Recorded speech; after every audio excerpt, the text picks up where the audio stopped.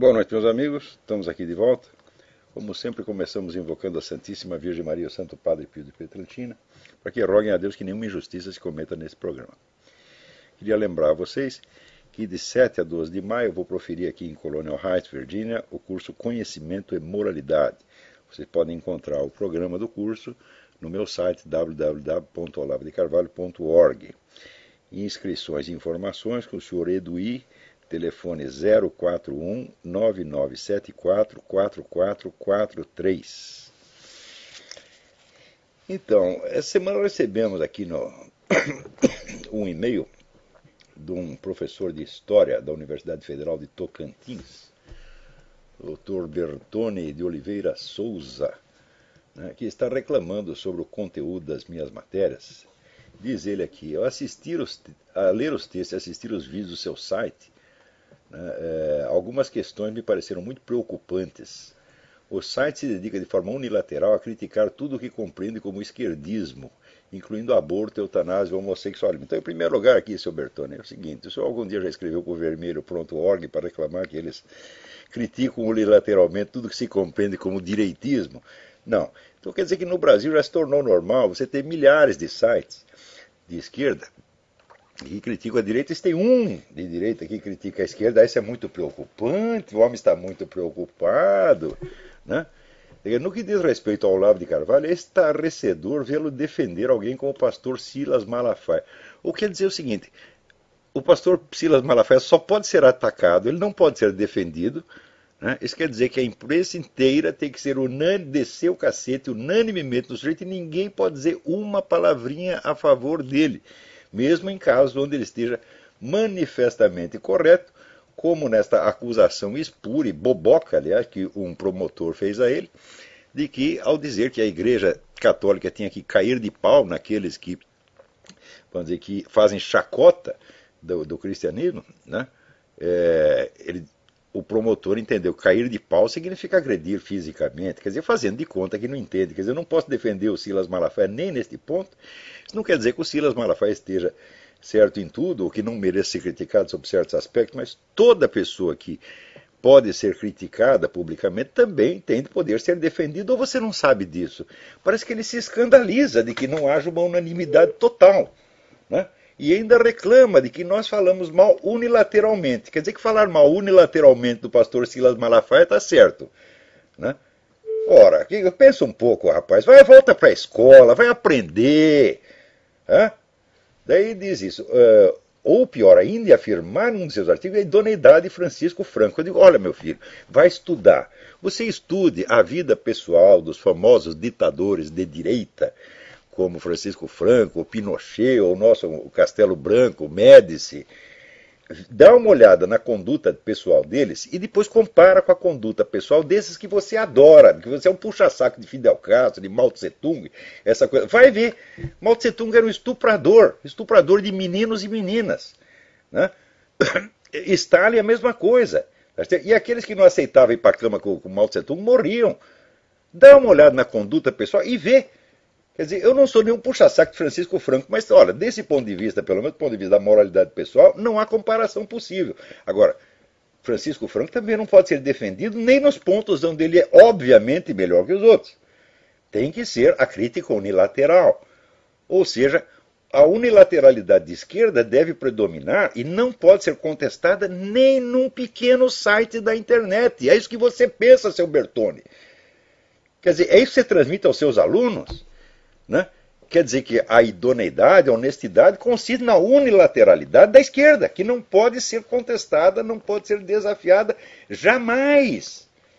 Quer dizer, é esta história que você ensina para eles, ó rapaz, o desgraçado. Tá certo? Daí disse a ele, ora, ele escreve errado pra caramba, é um analfabeto, isso deixa de levar em consideração a memória traumática que a sociedade espanhola guarda da ditadura franquista, chegando a manifestar seu protesto contra uma das instituições que mais apoiou a Igreja Católica quando da última visita do Papa àquele país. A sociedade espanhola ainda é maciçamente católica, e quem protestou foi lá meia dúzia de organização de esquerda. Ou você não é capaz de comparar, ou você acha que qualquer gritaria de esquerda representa a sociedade espanhola? Pois você, esquerdista, é um especialista nisso, e usurpar a voz dos outros. Não é? Você organiza lá 5 ONGs né? Paga com o dinheiro do Jorge Soros, faz um barulho e diz, isto é a sociedade civil. Aí vocês fazem isso o tempo todo. Daí, como historiador, você não é historiador coisíssima nenhuma, você é um professor de história, você não escreveu nenhuma obra historiográfica que mereça atenção, você é incapaz de escrever a história de um time de futebol. Né? Como historiador, não posso deixar de notar outras absurdidades históricas, como na afirmação de Olavo de Carvalho, de que houve mais distribuição de renda na ditadura militar brasileira do que em anos recentes. Você estudou as estatísticas da época e de hoje? Não, não estudou. Então, o que o sujeito faz é o seguinte, é típica reação de esquerdista. Quando ele vê uma coisa que o desagrada, ele expressa, né, a sua perplexidade, o seu escândalo, o seu espanto. E ele fica tão espantado que ele não precisa argumentar contra o outro. É assim, você expressa o seu espanto de maneira a dar a impressão de que o que você está falando é tão óbvio que não pode ser discutido. Porque se começar a discutir, você vai se dar muito mal. Então você chega e diz, é muito preocupante, estou aqui chocado. Né? Ora, você está, como é que se diz, fazendo teatro. Você não é capaz de discutir comigo, mas nem 5 minutos, rapaz.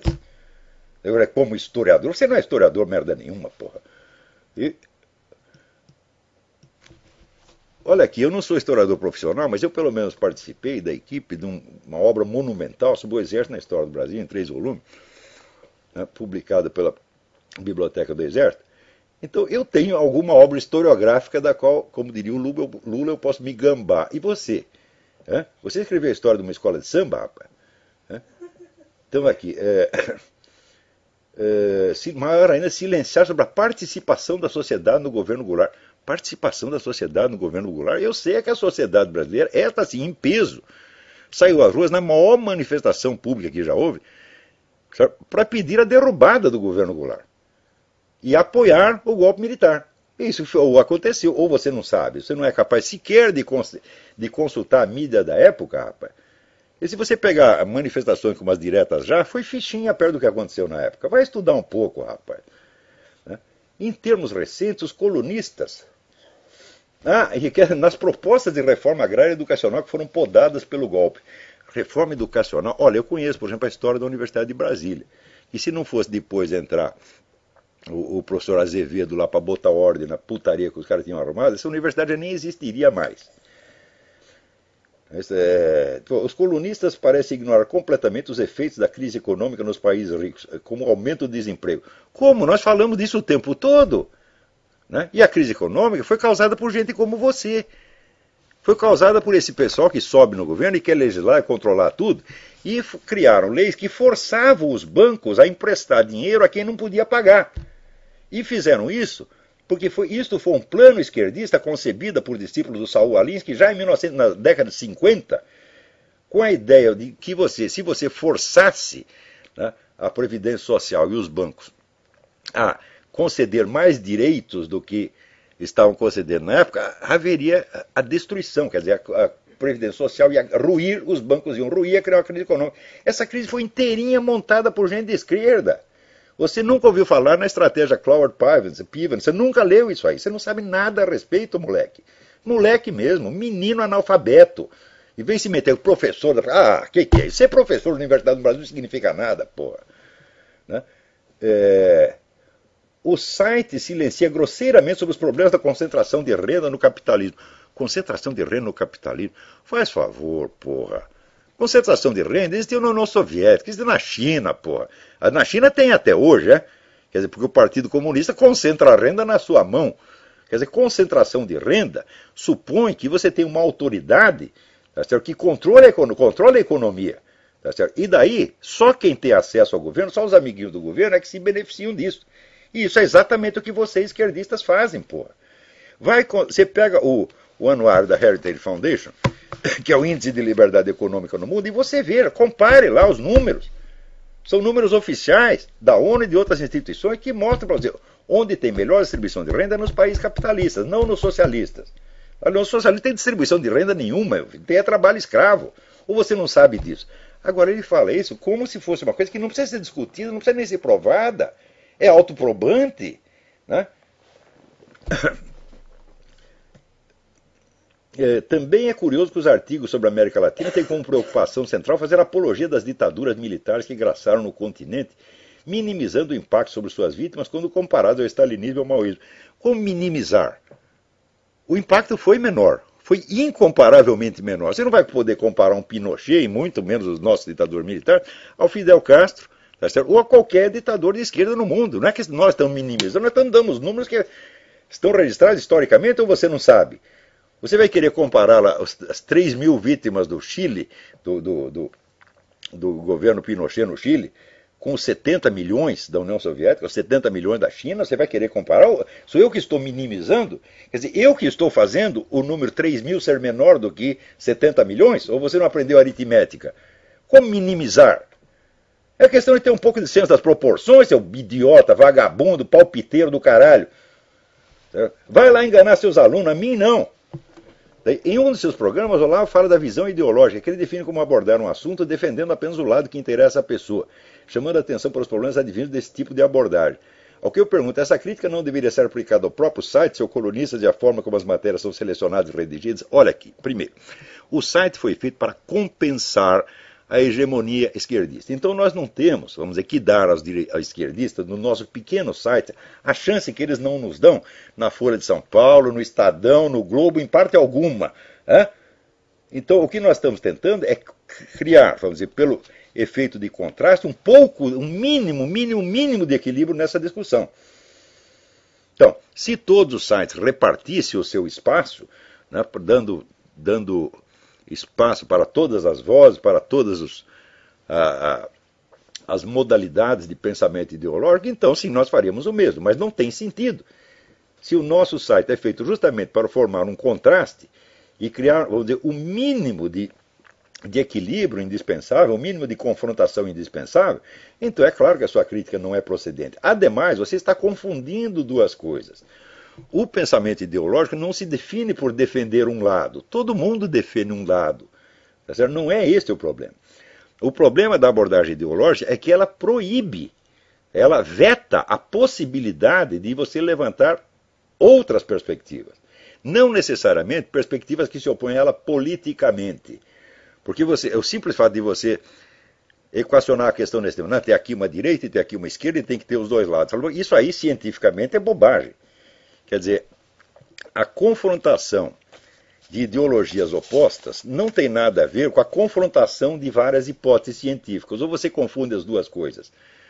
Você está confundindo, vamos dizer, a simples, vamos dizer, honestidade num debate político, que é dar voz, direito de voz a todas as facções, com a confrontação científica de hipóteses, que é do que eu estava falando. Mas esse indivíduo ele não imagina que isso possa existir. Ou seja, aonde você estudou história, moleque? Então tá aí.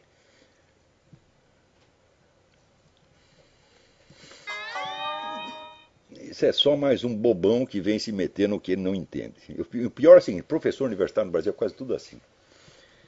Enquanto isso, chega aqui a notícia de que o Barack Obama, que está louco para controlar a internet, seguindo, aliás, a orientação da ONU, é um plano que vem da ONU, quer dizer, trata-se de controle mundial da internet, e não só nos Estados Unidos, ele pegou este projeto da ONU e vai tentar impô-lo aqui nos Estados Unidos mediante decreto administrativo, ou seja, a coisa não vai passar pelo Congresso. Eu estou dizendo há anos, e esses historiadores de merda não são capazes sequer de estudar um pouco o assunto para ver o que está acontecendo. Eu estou dizendo que de 30 anos para cá existe uma nova técnica legislativa que está sendo aplicada no mundo inteiro. E esta é coisa que vem com orientação da ONU mesmo. A técnica consiste no seguinte: evitar que as questões sejam levantadas e discutidas no parlamento. Então você legisla não através de leis aprovadas pelo parlamento, mas através de portarias, de decretos administrativos, de normas técnicas. Ou seja, você vai roendo pelas beiradas. Você não permite que as grandes questões cheguem ao parlamento. Você contorna o parlamento. E você legisla numa instância inferior ou através de decreto presidencial, como o presidente está fazendo aqui. São as famosas medidas provisórias. E eu lembro que no tempo do FHC, né, qualquer coisa que o presidente assinasse como medida provisória, a esquerda inteira caía de pau, falava que isso é uma ditadura, ele está governando sem o parlamento. Vocês, quando sobem ao poder, você faz isso 1000 vezes mais. E pior, a mídia não reclama, porque a mídia está entendendo do seu lado. Por exemplo, esta questão do controle da internet, não tem um único grande jornal americano que esteja acompanhando isso. Isso é um acontecimento, vamos dizer, da mais alta importância, e a população americana está ignorando. Só não ignora porque estão usando a própria internet para divulgar o que se passa. E para fazer com que as pessoas protestem. Na Europa se tem movimentos de protesto de rua já contra isso aí. Tá certo? Também não são noticiados. Então, presta atenção, gente. A liberdade da qual nós desfrutamos ainda na internet está para acabar. Pior, se o Obama passar esse decreto viola ostensivamente a própria Constituição americana. E ele sabe que esse projeto jamais seria aprovado no Congresso. Mesmo os democratas, mesmo a turma da esquerda não ia querer um treco desse. Então, como não vai passar no Congresso, que fala? Não precisa do Congresso, nós legislamos aqui por decisão administrativa. Né? Então, acompanhe lá. Você vejam no site da United States Justice Foundation, eles estão acompanhando isso aí muito bem. Quer dizer, se não fosse essas entidades que se dedicam a pesquisar essas coisas, divulgá-las e lutar, né, contra esse tipo de abuso de poder, nós não estaríamos nem sabendo o que se passa. Porque se você for depender de mídia, hoje estou dizendo para vocês, a mídia mudou de natureza. Nos Estados Unidos, quem controla a mídia inteira são 6 grupos empresariais. 6! Isso quer dizer que basta 6 pessoas estarem de acordo, quer dizer, um sujeito telefona para 5, e está decidido o que o povo vai saber e o que ele não pode saber. Foi assim que conseguiram esconder, por exemplo, essa questão dos documentos falsos do Obama. Estão escondendo até agora. Você tem, pelo menos metade da população americana não sabe disso. Então, pior, os que sabem, sabem através ou de um site, ou de uma associação, ou de um movimento político. Então, essas informações não adquirem fé pública, porque fé pública é só através, vamos dizer, dos meios de comunicação de massa, que atingem toda a população ao mesmo tempo, de modo que todos fiquem sabendo a mesma coisa e cada um fique sabendo que os outros estão sabendo a mesma coisa. O que é a condição indispensável para um debate. Só existe debate quando todas as partes envolvidas dispõem das mesmas informações e estão conscientes de que o outro lado também tem acesso às mesmas informações e só que as interpreta diferentemente. Então você, partindo de uma base de fatos que é comum e que é publicamente conhecido, você arma o debate em cima. Sem isso não há debate. Então, como as informações fundamentais não aparecem na grande mídia, então elas não adquirem fé pública. São só grupos e pessoas que sabem daquilo. Então você não pode criar um debate público em torno daquilo. Você não pode discutir isso no New York Times, porque se você vai levantar essa questão no New York Times, você tem 2 anos de informação faltantes. E você não pode, no curso de um debate, mesmo que eles, vamos dizer, vão entrevistar aqui um fulano, e ele chega lá e ele fala deste projeto de controle da internet, por exemplo. Só que ele não pode, no espaço de uma entrevista de 20 minutos, dar todas as informações faltantes que deveriam ter saído ao longo de meses e meses.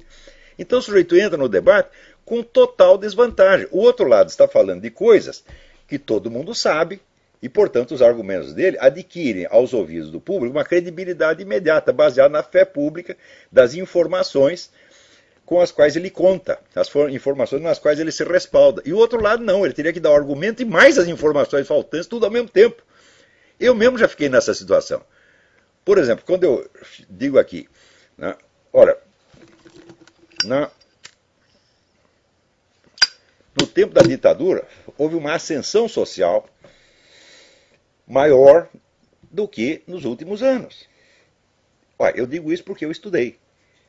Então eu tenho as informações e sei que a coisa foi assim. Só que é o seguinte, essas informações nunca apareceram na mídia. Ao passo que o oba-oba em torno do Fome Zero, etc., está na mídia o tempo todo. Então, se vai fazer um debate, eu vou debater com o seu Bertone. Embora o seu Bertone seja um analfabeto, ele entra no debate com uma vantagem. Os argumentos que ele diz se respaldam em informações que todo mundo tem. Ao passo que eu tenho que dar os meus argumentos e mais 2 ou 3 ou 10 anos de informações faltantes. Num espaço de 10 ou 15 minutos. Então, a coisa é moldar. Quem controla o fluxo de informações, controla o fluxo dos debates também. E isso é justamente o que se chamou a técnica da espiral do silêncio. Quer dizer, você reduz uma facção, um partido, uma corrente, uma pessoa, tá certo? A um estado de mudez, porque ela não pode nem começar a se explicar. Porque todas as informações em que se baseariam os argumentos dela estão faltantes. E não pode, veja, um lado entra falando com base em informações que todo mundo já conhece, que está cansado de repetir e que toma como verdadeiras. O outro lado entra com informações novas que ele tem que comprimir em 10 minutos e que em 10 minutos não pode adquirir a credibilidade das informações que foram repetidas ao longo de meses. É? Então, aquilo que a gente fala soa estranho. E quando soa estranho, sempre aparece algum idiota de um Bertone ou outro para dizer, ah, isso é chocante, isso é absurdo. Por quê? Porque ele raciocina baseado na mídia. E não na informação especializada que ele, como historiador, teria obrigação de ter. Então, no Brasil, vamos dizer, um debate, não há diferença entre debate popular e debate erudito, porque não tem erudito. Você entra na Universidade Brasileira, está cheia de Bertones lá. Né? Então, Bertone, ele lê a Folha de São Paulo, ele ouve o Globo, ele acredita naquilo. Né? E raciocina baseado naquilo. Por exemplo, quantas vezes vocês viram, né, na TV brasileira, né, documentários falando de atrocidades americanas no Iraque ou até no Vietnã, etc, etc. Bom, quando você vai somar o número de vítimas, é irrisório em comparação com outras guerras. E quantas vezes vocês ouviram falar, por exemplo, de atrocidades chinesas no Tibete? Né? Os chineses mataram 1 milhão de pessoas no Tibete, os russos mataram 1 milhão de pessoas no Afeganistão. Você nunca vê essas imagens. Então, quando a gente chega e diz, olha, se você for ver violência comparativa, os americanos, comparados com qualquer outro governo de uma potência grande, são um doce de coco. Tá certo? Então, só que a comparação, você entra no terreno da comparação com uma perna a menos. Você tem os argumentos, mas as informações estão faltando. Você tem que rapidamente transmiti-las. Então, você está ali armado de informações novas, inéditas e chocantes. Você sabe que a maior parte da população, naquele momento, não vai acreditar. Precisaria de anos para acreditar. Como? Vocês precisaram de anos para acreditar no Foro de São Paulo. É? Quer dizer, depois de eu repetir durante 16 anos, acabaram acreditando. Só que quando acreditaram era tarde. O Foro de São Paulo já dominava metade da América Latina. Mas no começo, quando eu falava de Foro de São Paulo, sempre apareceu algum Bertone para dizer, ah, mas isso é chocante, ele vem dizer coisas absurdas. Você está entendendo? O controle do fluxo de informações é a maior arma política que existe. E hoje em dia esse controle já está estabelecido de maneira muito firme. No Brasil, a esquerda dispõe do controle completo do sistema de mídia desde o tempo da ditadura militar. Você não tinha um único jornal que fosse dirigido por gente de direito, para não dizer que não tinha nenhum. Tinha a Folha da Tarde, que era a edição vespertina da Folha, que era um jornaleco que vendia 2.000 exemplares por dia. Era só, ali tinha 2 caras que eram puxa-saco do governo, dos quais eu era inimigo pessoal, aliás, que era o Sérgio Paulo Freire, Antônio Ágio Júnior. Tá certo? Eram os únicos direitistas que tinham na direção de jornais na época. O resto, a esquerda controlava tudo. E já naquele tempo, dentro do tempo da ditadura, eliminava e boicotava as vozes da direita que tinha lá. Pois não calaram o Gustavo Corsão no Globo, porra. Né? O Luiz Garcia não se gabou publicamente de ele ter conseguido. Nós conseguimos tirar o Gustavo Corsão. Isso foi no tempo da ditadura, porra. Então, quer dizer, vocês têm 50 anos de informação selecionada com base nos interesses da esquerda, e vocês se alimentam disso e acreditam. Ora, eu também, se não fosse ter estudos mais especializados, também acreditaria. Só que é o seguinte, eu vou estudar e fico sabendo outras coisas que você não sabe. Só que eu entro aí com desvantagem, porque as minhas informações são novas e não têm credibilidade pública automática. Então daí sempre aparece algum Bertone escandalizado, mostrando a sua incultura. Porque o povão não tem acesso a essas informações. Mas você, como historiador, rapaz, você teria obrigação de ter acesso. Então vamos perguntar para ele, quantas biografias de Francisco Franco você leu? Nunca nenhuma. Eu li algumas. Se pedir para você, me dê aqui o nome de 10 historiadores da Revolução Espanhola. Você não sabe, você não sabe nenhum. Então, É claro, você raciocina com base em informações de mídia popular. Eita vida, é duro, né? Então agora aqui, o Jorge André Carneiro da Cunha me pergunta: queria saber sua opinião sobre o excesso de líderes latino-americanos de esquerda supostamente doentes de câncer. Lugo, Rousseff, Kirchner, Castro, Silva, Chaves, Ed Catero. Seria castigo dos céus? Falou, eu não sei. Eu não tenho linha direta com Deus para saber essa coisa. Tá certo? Mas,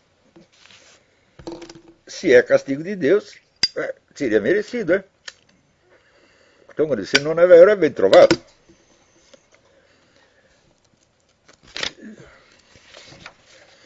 Então,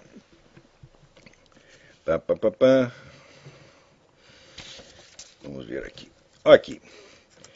Teve um sujeito aluno da UNB, né, que ele publicou lá uma tese, até tem o resumo da tese dele aqui. A tese repetindo essa bobajada esquerdista de sempre, mas ali na parte dos agradecimentos, ele agradece a várias pessoas e também ele agradece, quer ver que coisa linda? Agradeço ao vegetal ayahuasca e a todas as pessoas pelas quais tive acesso ao mesmo. Quer dizer, o cara foi lá, tomou esse negócio, ficou doidão, escreveu a sua tese, então ele agradece, né, a ayahuasca. Então vamos passar a agradecer, né, ao uísque, a maconha, né, a cocaína, tá certo? A pinga, né? Vamos agradecer, tá certo?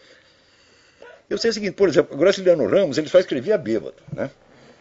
Então ele escrevia assim, tinha uma pilha de papel, um lápis e uma garrafa de pinga. Ele nunca agradeceu a pinga, né? Nos livros lá, você pode ler os romances dele, não tem nenhum agradecimento, né? Agradeço aqui o extrato de manguaça, né?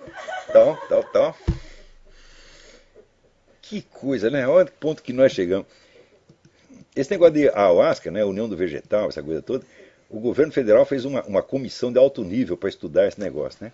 Então eles se reuniram, primeira medida, todos eles tomaram, né, o tal do chá alucinógeno. Bom, daí ficaram tudo doidão e chegaram à conclusão de que aquilo era bom.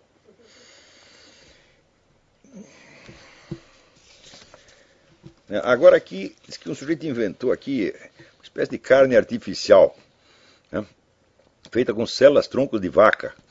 Eu digo, escuta, até parece que está faltando vaca no mundo, meu Deus do céu. É uma coisa impressionante. Vocês já repararam, o preço da carne no Brasil sempre foi dos mais baixos do mundo, né? Todo mundo come carne, né? No Brasil, tanto que você vê, o pessoal fala pobreza, mais distribuição de renda, mas hoje em dia você tem mais um problema de obesidade do que de desnutrição. Quando você vai ver quantas crianças morrem de desnutrição por ano, é uma quantidade irrisória mínima. Ou seja, desnutrição não é um problema de saúde pública no Brasil. Desnutrição não é problema algum. O brasileiro, às vezes, está sem sapato, né? Na casa dele não tem água encanada, né? Está vestido com trapos, tá certo? Não tem onde morar, mas comida ele tem, porra. Você vê esse pessoal, né? Os sem teto, né? Que estão na rua lá pedindo esmola, ele está gordo, né? E no Rio a gente sempre via lá umas senhoras com os bebês, né? Na mão pedindo esmola, aquela cara de coitado, bebê gordinho, com fralda descartável, né? E ficava os meninos na porta do McDonald's. Ô tio, daí um hambúrguer, né? Ele já tinha comido 15 hambúrgueres, o menino tá gordo pra caramba, quer mais um hambúrguer. Claro, ele tá ó, leva mais um, come, tá tudo certo, né? Então, a carne artificial para acabar com a fome no mundo, e puta vida. Olha, quando inventaram, né, os transgênicos, foi isso também. O inventor dos transgênicos é o cara que o sonho dele é acabar com a fome no mundo. Só que é o seguinte, não são inventos técnicos que vão acabar com a fome no mundo, né? Então, o que vai acabar com a fome no mundo é assim, é acabar com todas as ditaduras socialistas, fascistas, com todos esses sanguessugas e deixar o povo trabalhar e ganhar dinheiro, porra. É a coisa mais simples. Ninguém precisa acabar com a fome. Ninguém precisa resolver o problema do povo. É só tirar os obstáculos e deixar o povo se virar. Você vê, no Brasil, vamos dizer, onde eu acompanhei as coisas, até a década de 90, mais ou menos, 60% do nosso produto bruto era da economia informal. Não era fabriquinha de fundo de quintal, o moleque fazia bolo para vender para os vizinhos. Era isso. Daí o governo resolveu regulamentar. Aí fudeu, você está entendendo? Ora, uma economia informal que é capaz de sustentar 60% de um país é uma economia pujante. Então tinha que ser incentivado e deixar o pessoal trabalhar, desregulamenta tudo, tira as leis, deixa trabalhar e ganhar dinheiro, porra. Então esse é que é o problema. No Brasil, só tem dinheiro quem é amiguinho do governo. Pergunta para os empresários. Né? Você quer montar uma fábrica, sei lá, de fábrica de rolamentos. Né? Você não vai conseguir vender as porras do rolamento se você não azeitar a mão do fiscal, se você não tiver amizade com o ministro, se você não entrar em projeto do governo federal. É assim. É isso que estrangula o Brasil e é isso que estrangula o mundo inteiro. Cheio de bertones em volta para apoiar e achar lindo. Isso é que é a verdadeira exploração, meu Deus do céu. São sanguessugas. Aqui nos Estados Unidos é a mesma coisa. Né? Quer dizer, a economia americana está indo para as picas por quê? Regulamentos, né? E fiscais, impostos, etc. etc. Assim não há quem aguente, pô.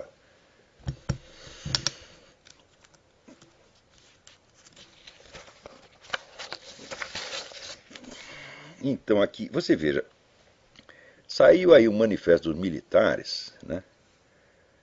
Reclamando, mostrando assim um desacordo, né? Veja que coisa, desacordo dos ministros militares em relação a certas declarações sobre o tempo do governo militar. Né? Ora, primeiro desacordo, manifestar desacordo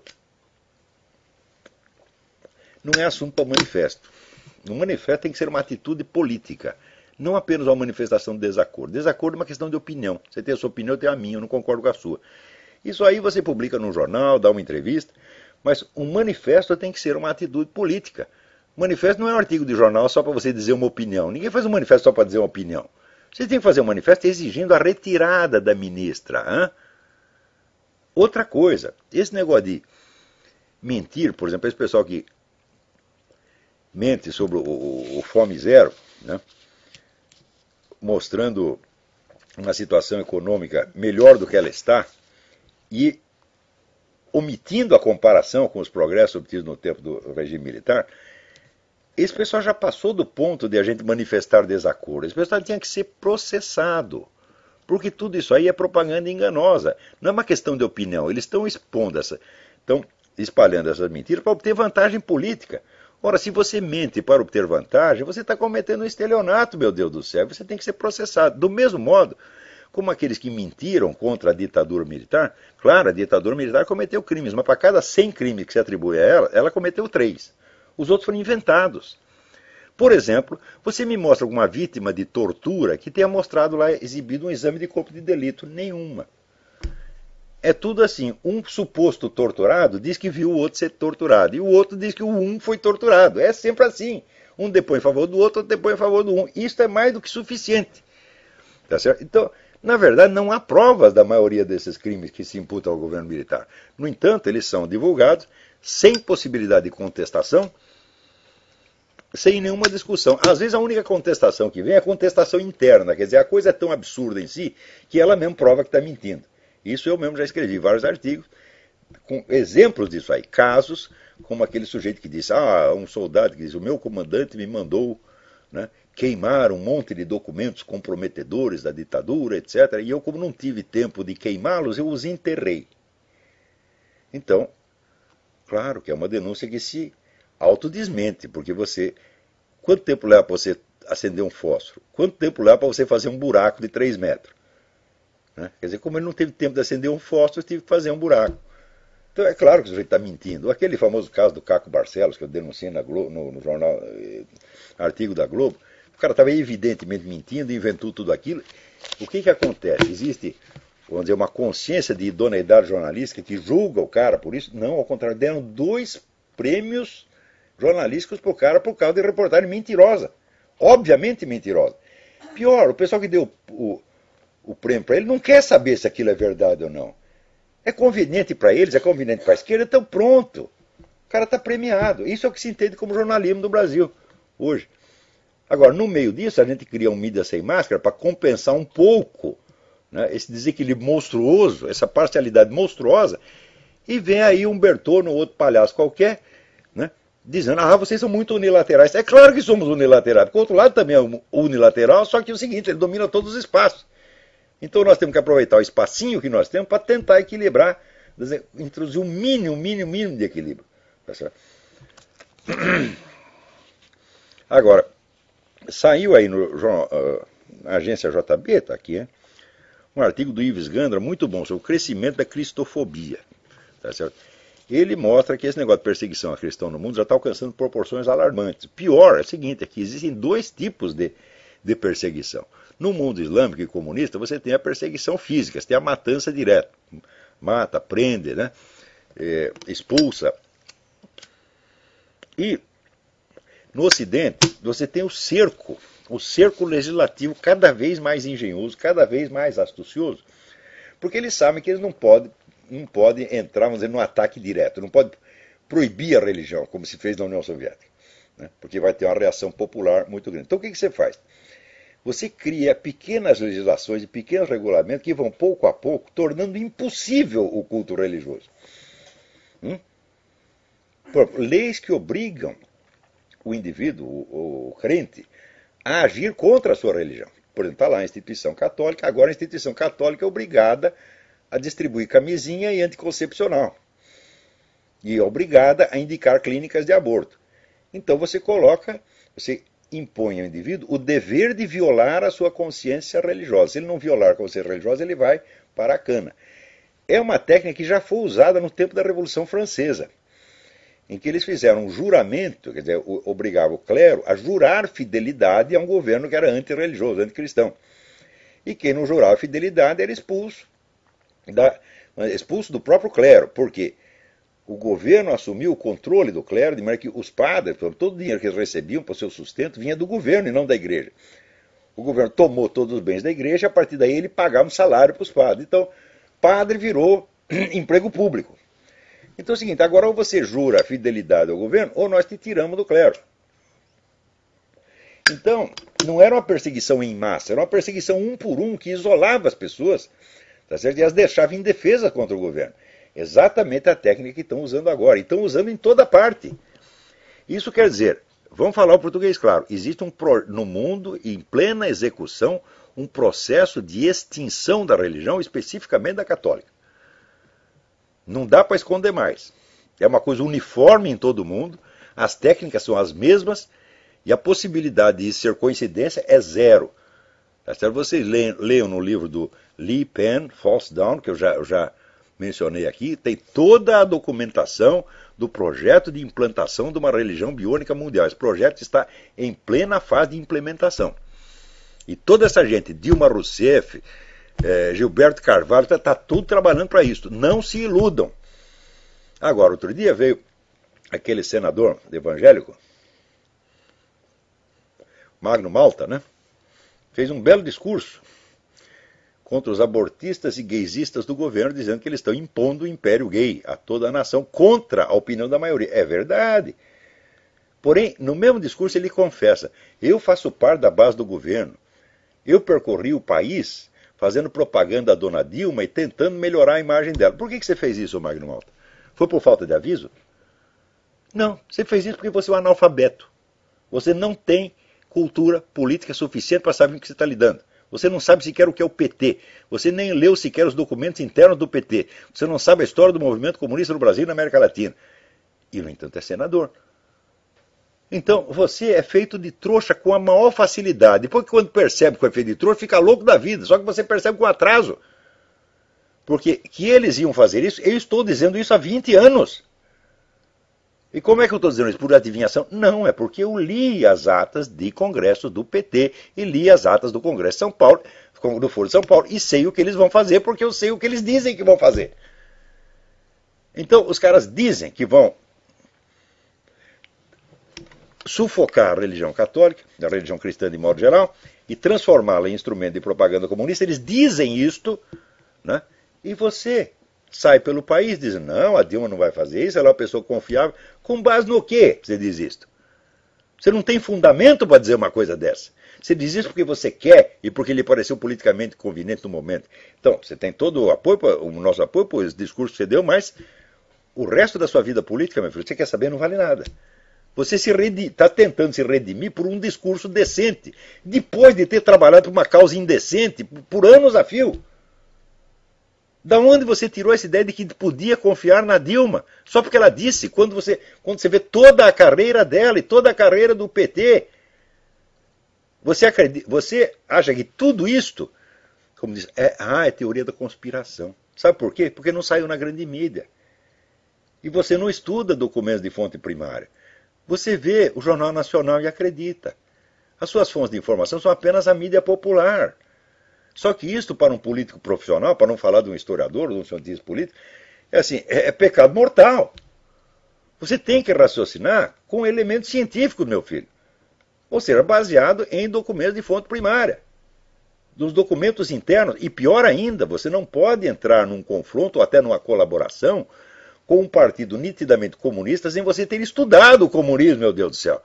Então, vou fazer aqui, o senador Magnota, vou passar uma sabatina de marxismo em você. Teoria e estratégia do marxismo. Você não sabe nada disso. Só que é o seguinte, eu estudo a coisa há 40 anos.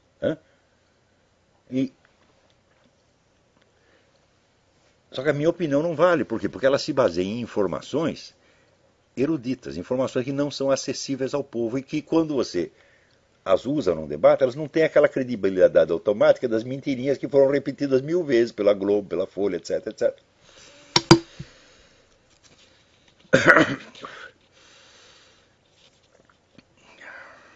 Olha aqui.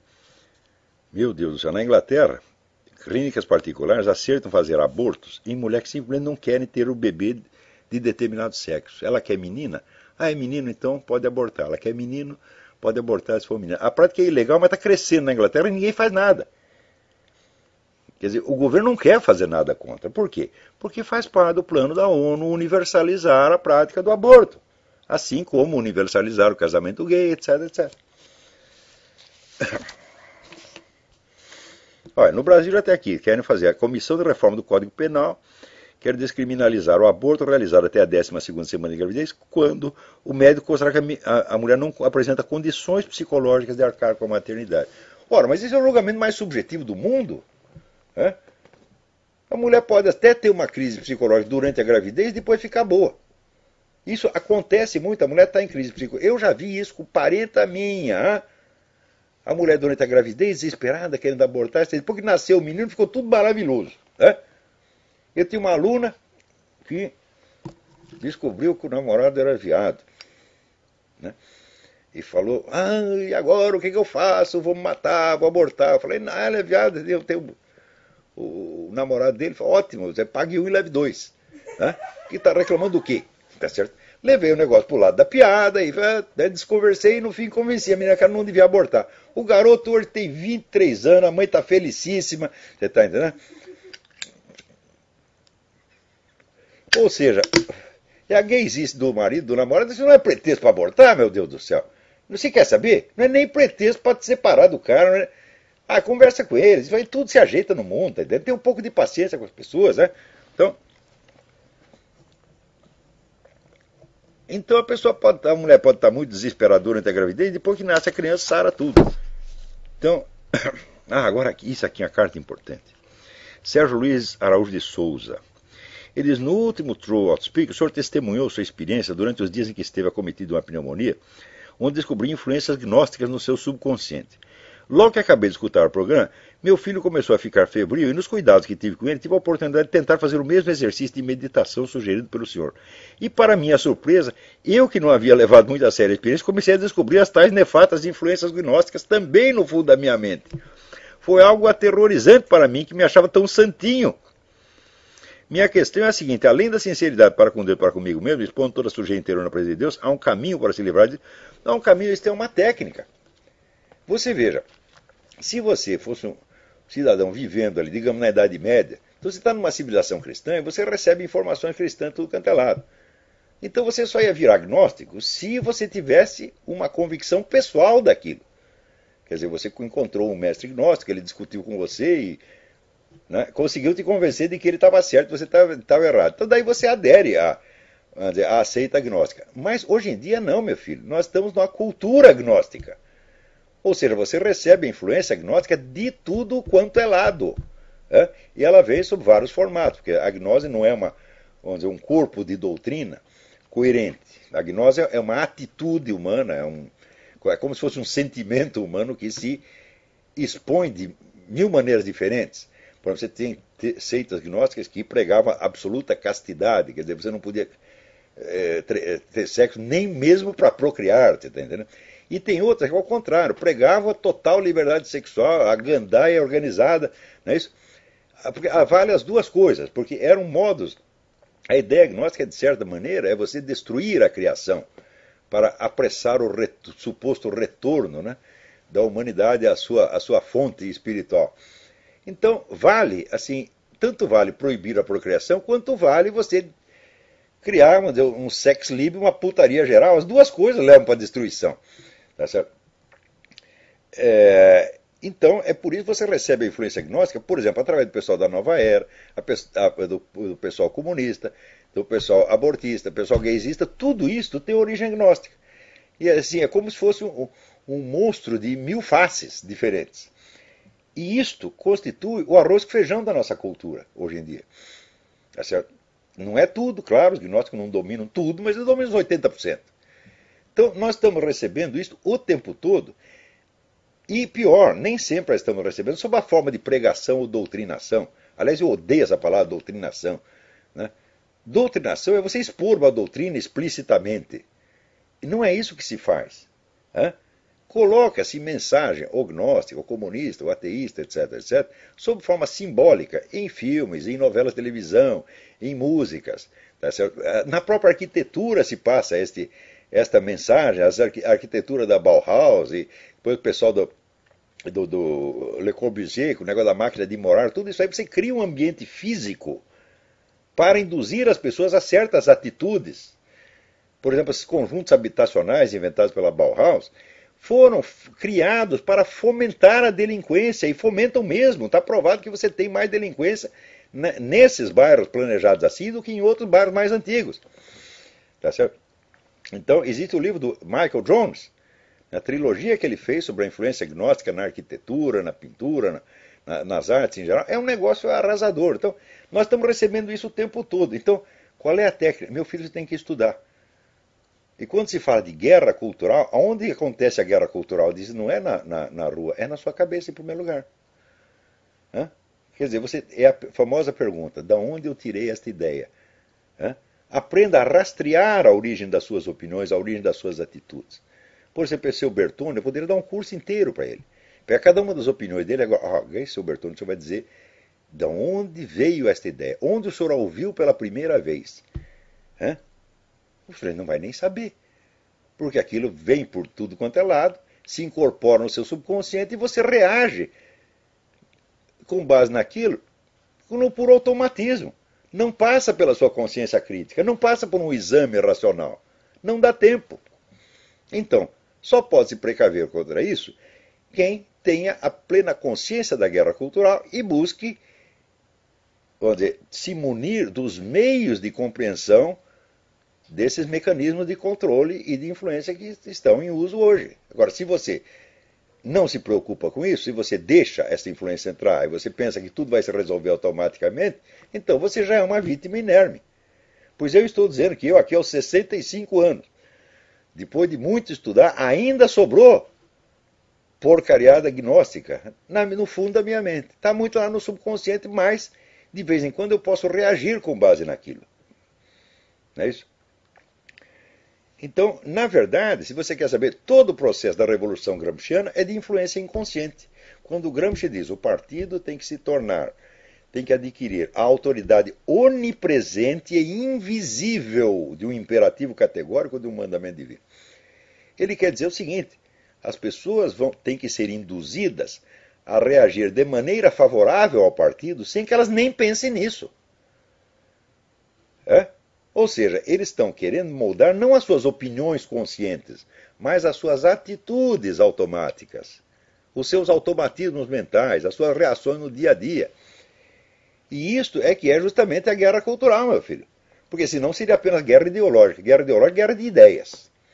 Uma ideia confrontada. Mas quando você fala cultura, não são ideias, são sentimentos, são imagens, são sonhos, são reações automatizadas. São nuances de linguagem. É aí que está a briga. E na hora que você começa, vamos dizer, a examinar esse maquinário todo, mostrar como funciona, mostrar como isso domina a consciência das pessoas, sempre aparece alguém que fica bravo, ou que vai dizer que isso é teoria da conspiração. Tá certo? Então, de certo modo, essa sacanagem organizada, ela tem em si a sua própria defesa. Na medida em que, depois que este projeto de controle da mentalidade popular alcançou um certo domínio dos meios de comunicação, daí para dentro fica muito difícil você reagir. Você só vai ter acesso, só vai conseguir transmitir meios de defesa a pessoas que estudam. O povão está completamente indefeso. Quer dizer, por exemplo, essas explicações que eu dou alcançam estudantes, intelectuais, etc, etc. O povão, meu filho, como é que eu vou poder defender o povão contra a influência do programa do Faustão? Hã? Eu vou chegar lá e dizer, meu filho, você vai ter que estudar aqui dialética platônica, história, não sei. Não vai dar. Então eu faço o que eu posso, eu tento defender os que estão ao meu alcance, que são, vamos dizer, os meus alunos, um certo público que lê as minhas coisas, que são pessoas de um certo nível de cultura. Eu estou em condição de dar para elas os instrumentos, mas como, para dizer, chegar até o povão é quase impossível. Não pode ser uma coisa direta, tem que ser, vamos dizer, através do sistema educacional. Quer dizer, é claro, um grupo de intelectuais pode, aos poucos, influenciar o sistema educacional e colocar essas coisas, esses mecanismos de defesa em circulação. Mas eu às vezes me sinto como um farmacêutico que tivesse descoberto remédios fundamentais. Né? Então, olha, eu tenho a cura para coisa aqui, mas não tem quem fabrique, porra. Então eu aqui na minha farmácia eu posso fazer 1, 2, 3, 4, mas tem milhões de pessoas doentes, eu não posso fazer nada por elas. Então não é só o problema de você descobrir a fórmula. A fórmula contra a defesa das coisas eu tenho, o meu curso inteiro é um sistema de defesa contra isso. Né? Então, mas eu posso alcançar um número reduzido de pessoas. Não só o número é pequeno, mas o processo de esclarecimento é longo. Você mesmo, Sérgio Luiz, você é testemunha disso. Né?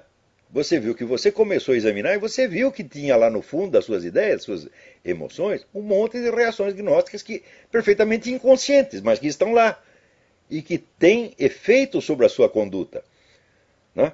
Então, você veja, quantos anos essa porcariada levou para entrar na sua cabeça sem que você percebesse, sem que você parasse para prestar atenção. Você conhece alguém que esteja fora do alcance da Rede Globo, ou da propaganda, né? ou da música popular hoje em dia, que é praticamente só isto, né? É praticamente só mensagem gnóstica? Então, ninguém está imune contra isso. Como não está imune, estamos todos, como diz, quem sai na chuva para se molhar, então nós já todos estamos molhados, pô. Então é isto. Tem outra questão aqui. Outra questão é sobre Otávio de Faria, Lúcio Cardoso e Cornélio Pena, escritores homossexuais e católicos, citados pelo senhor em artigo recente. É interessante que eles tenham sido relegados ao anonimato por serem católicos e nunca por serem homossexuais, enquanto romancistas sociais regionalistas foram elevados à posição de gênios. É o Brasil marxista e anticatólico. Mas estou falando, a cultura brasileira, nos últimos 50, 60 anos, é maciçamente de esquerda e é uma cultura da barbárie. Você, a partir da hora que essa esquerda se tornou dominante, acabou a cultura brasileira.